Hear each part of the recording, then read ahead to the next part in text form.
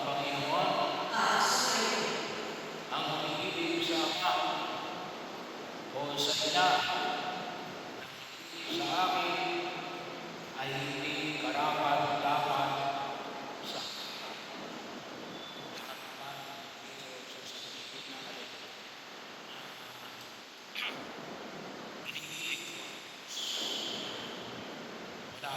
siguro magsasabi, hindi ko iniibig ang Diyos. Kaya lamang, yung hamon ay pinamalit na Jesus, may kabigayan. Kasi hindi lang ito question na kung iniibig mo ba ang Diyos o hindi. Ngunit ito ay alin, yung pangunguna ng Diyos sa ating mga iniibig. Kaya din po, ito rin yung pamantayan kung bakit ayaw yung simbahan ng pamahiin. Kasi yung pamahiin nila, kapag sinunod mo, ganyan ka naniniwala sa Diyos o sa pamahiin. May mga halimbawa tayong pinahagi na nagkakaroon ng conflict o minsan pinaniwalaan pa natin yung pamahiin. Ganon din ho, kung bakit ayaw din ang simbahan kung sa mga maso, yung mga Freemason, bakit ibinilang lamang sa Jesus bilang isa sa mga ituturing na mga Diyos. Yung panyaya na Jesus alin, yung pag-ibig sa Diyos ay pangunguna. Higit doon sa mga mong malapit sa iyo. Higit sa sinong tao at higit sa sinong kaya yung ama na pinanaman mo na Jesus, hindi lang pinanaman na sa kalimutan mo na yung nanay mo, yung anak mo, hindi. Ang ama na yan, dapat mas nakuha.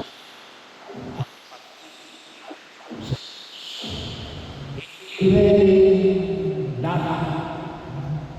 Kung isa kasi data ka ba, kapag wala na tayong magawa, kaya pinipili natin ang Diyos. Hindi pwede makalawa. Dapat una. Tatlong bagay. Una, ano yung ipinahayag? Ang pagpapasama ng krus. Ang hindi magpasama ng kanyang krus at sumunod sa akin ay hindi karapat-dapat sa kanya tayo pinapasa ng krus. Sa mga magulang na nagsusulipan ng pangalagaan at ayusin ang kakilan ng mga anak.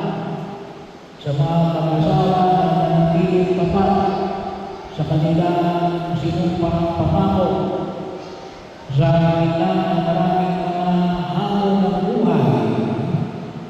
Yung mga tayo na manatiling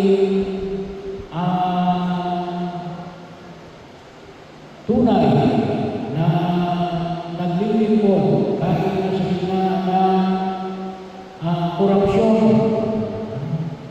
Pero yung pangyayan na nasisiyali, ay isang pangyayan na bakit ka dapat natin ay papasakin mo ang krus. Para ako, para umundal ako, para ako ay maging bando. Kumisan din ang pamanayan natin. Pero yung pangyayan na nasisiyali, pag tumatasan nila yung krus, dahil sa pag-ibig mo kay Kristo. Panyaya na kung saan ay tayo ay pinanganihan na alin, na tayo ay magpapasan ng krus. Bakit? Bilang paghahanap natin ang pakikiisa kay Jesus. Bahagi na yun, huwag natin kalimutan. As an afterthought, ang ibig sabihin ng afterthought, ako'y nagpakailangan mo, ako ay nagdala trabaho para sa mga anak ko. Pero yung pala naman kaya ako nagtrabaho para sa anak ko para pagtanda ko, alagaan ako ng anak ko. And then later on, ginawa ko yung kay Kristo, hindi mo naman iniisip dito mo. Dapat mismo, sa mismo pagpapasa mo ng Diyos, iniaalay mo na, kaya ako nagpapakahirap na magtrabaho sa pagpapangaral ko ng aking mga anak ay para alin, pakikiisa ko kay Jesus. Pagmamahal ko sa ating anak. Yun ang dapat na maging dahilan ng pagpapasa mo ng Diyos. Sense. Pangalawa, ang mag-ingat ng kanyang buhay ay siyang mawawala nito. At ang mawawala ng kanyang buhay dahil sa atin ay magkakamit nito. Ano yung panayang yung pinayag na Diyos sa atin? Sabi na namin, puso sa atin yung alin. Save yourself. Iligtas mo ang sarili. Yun ang sabi ng mga Hudyo kay Jesus kung sino kapako sa krus. Kung tunay na ikaw ang Diyos, iligtas mo ang iyong sarili. Maraming nais namin nagliligtas sa kanyang sarili. Kahit may manong sa ito o sa iba, maligtas na ang kanyang sarili. Bahagi yun na kung saan ay nakita natin, iba yung panyaya na Jesus. Pag sinabi mo, uunahin mo ang Diyos, anong sinabi? Magbigay ka ng iyong sarili. Iaalay mo ang iyong sarili.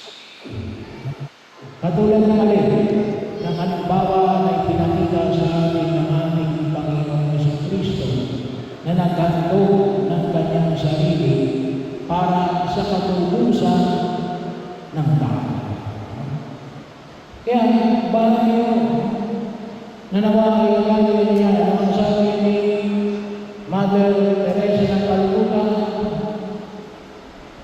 na sino bang nagbibigay ng kanyang buhay para sa iba, yun ang talagang buhay. Kasi nagtunay sa panyaya natin, nakataba natin sa tunay na dahilan ng aming buhay. Kaya napakalaga ko yung pagkilos na kung saan ay nakita ko natin. Kaya kung maraming tao natin nalululog sa maraming kasalanan at kapahamakan, pagsusumikap natin, ilas ang sarili. Yung hamon na sa sarili, ibigay ang sarili namin bilang pagtulad kay Jesus. Pangatlo, ang sino mang magbigay ng kahit isang basong tubig na malamig sa isa sa maliit na ito dahil sa siya'y alagaan ko. Ang isang pagpagtampo kay Kristo sa bawat isa sa atin. Bahagi yun. Meron tayong tinatawag na corporal works of mercy, spiritual works of mercy. Tumutulong ka sa ibang nangangailangan, nagbabahagi ka ng pagkain sa mga nangungulong, nagbibigay ka ng paalala sa mga nangungulungianan, nagpapasensya ka sa mga kakulitan ng mga matatanda at mga may sakit, dinadala mo ang mga may karamdaman na kapitbahay mo. Pero bakit mo gagawin yun? Maganda yung unang pagbasa. Yung unang pagbasa na nakita natin. Kasi si Eliseo, lagi nagpupunta roon. Anong ginawa ng babae at ang kanyang kasama? Siya'y pinagawa ng kwarto. Pinagawa siya ng higaan gawa siya ng upuan para siya makapagpagapakit ay propeta ng Diyos. Kaya kung tayo tumutulong sa bawat isa, hindi lang sa tagal tayo tumutulong, baka tayo tumutulong marami. Mapaganda yung pangalan mo, may iputo sa susunod na eleksyon, o hindi kaya ay para maging sikat ka sa harapan ng ibang tao. Ba't mo ginagawa yan? Kasi yung tinutulungan ko ay si Kristo. Alam niyo minsan, may mga pagkakataon na tinutulungan namin yung tao para alin. Kung minsan ginagawa namin kalintik kapagkapos namin tulungan. Pero hindi namin nakita ang mukha ni Jesus. So itong mga tatlong to, itong bagay na ito, na kung saan ay makita natin pasanin ng krus, alang-alang kay Kristo, limutin ang sarili para kay Kristo, at magbahagi para kay Kristo.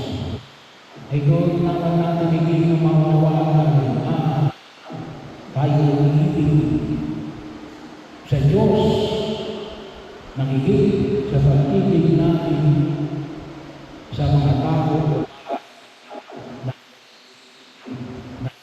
At ano nga sabi ni San Agustin, my heart is restless until it rests. Gusto niyo lumigaya? Gawin niyo ang mga bagay na ito. Una, higit sa